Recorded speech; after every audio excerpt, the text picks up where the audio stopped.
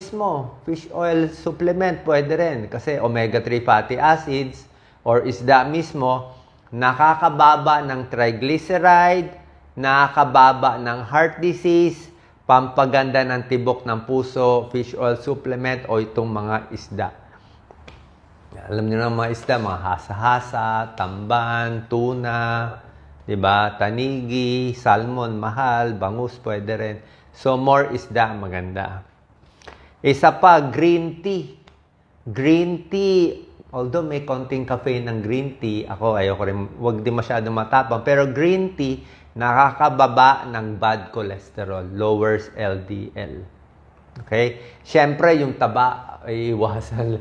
Taba ng baboy, baka, mantika. Alam niyo naman yung mga oil, diba? Laman loob, diba? Konting bawas, diba? Laman loob, mataas ang cholesterol. Sa itlog, kung mag-egg yolk, paiba-iba pag-aaral. Sa akin, okay lang naman siguro. 1 egg in a day, o sa isang linggo, 4-5 itlog, siguro pwede. Pero yung egg white, walang problema. Yung egg yolk lang ililimit. Okay?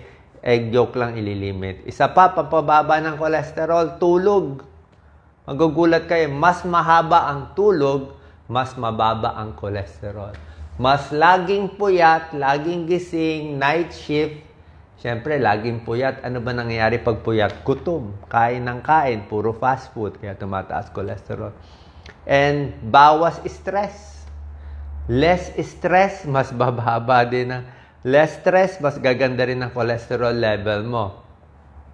Sinabi ko sa niya, alak, sigarilyo, hindi pwede. And lastly, yung timbang, napakahalaga.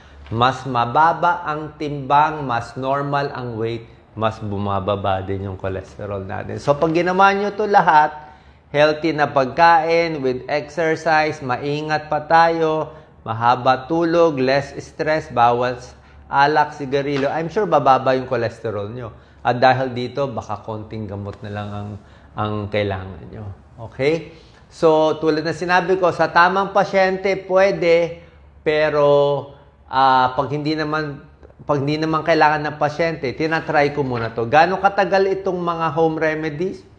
2 buwan, 3 buwan, walang masama. Ay kung makuha ng 2 buwan, 3 buwan, pa-check mo muna lang ng pa-check yung lipid profile mo. Lipid profile yun. Ma-check yung cholesterol, LDL, HDL, triglyceride.